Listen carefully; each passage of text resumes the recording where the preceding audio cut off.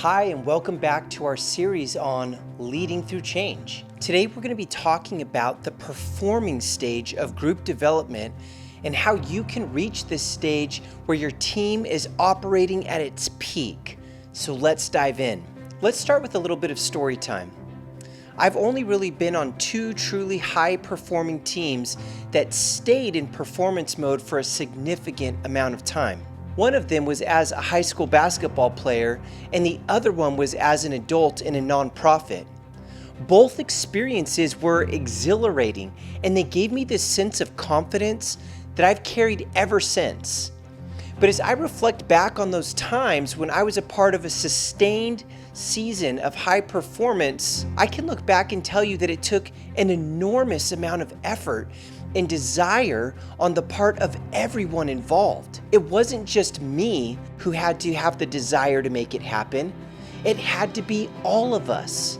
As a matter of fact, this is why most teams don't make it to this level, because not everyone is on board to reach this shared goal or objective or vision. See, it didn't matter if it was basketball or a nonprofit or if it's a senior living home.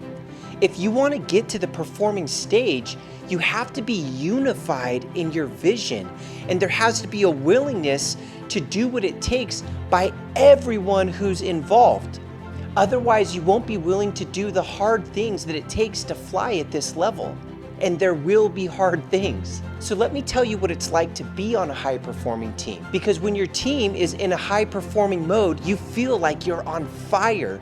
This is where everything is flowing so smoothly. You all work together as a cohesive unit.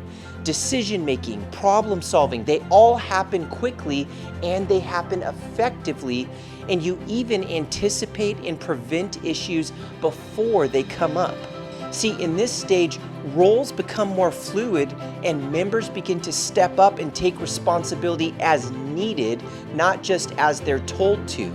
And what this does is it deepens your team's knowledge and interdependence, and because of this, productivity soars and work progresses even faster. Critics and productive conflicts aren't just accepted at this point, they're welcomed because they help us become stronger. So at this point, oversight's no longer really necessary, and changes are agreed upon without the need for the team leader to really intervene and guide that decision making. Reaching this stage of being high performing requires time, it requires effort, and it really requires strong leadership. So in this stage, you want to keep an eye out for changes such as new members joining the team, because these are the things that can disrupt this process of being a high performing team. And as you continue to work together, you're going to start to feel this sense of motivation and belief in your team's ability to achieve its goals on a level you never thought or have seen before. And you have a good reason for that. And the reason why is because you can truly rely on each other now. And this creates this sense of harmony and even like synergy, where you appreciate your teammates' differences because you know that they bring this like richness to the project, a richness in their perspective. And then in parallel, you feel integrated into the team and valued for who you are, which creates this deep sense of like belonging. It's at this stage of being a high-performing team that your role as a leader actually shifts into being more of an observer. So here are 5 tips that you can use to successfully lead when you're in that high-performing mode as a team. Number 1 is to delegate as far as possible. Your team is independent, they're competent, and they're skilled.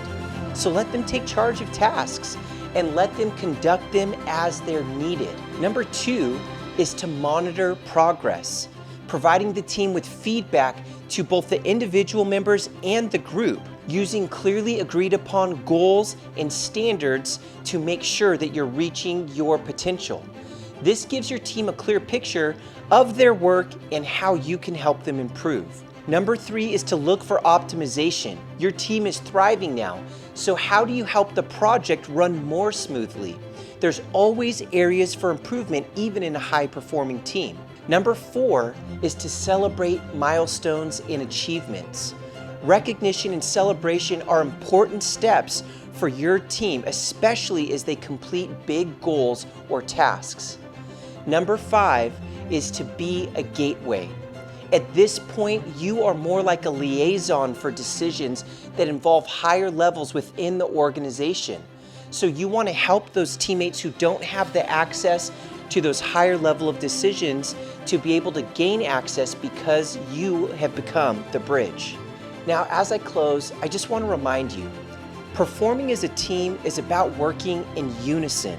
It's about valuing each other's contributions and about constantly striving for improvement, constantly striving for growth.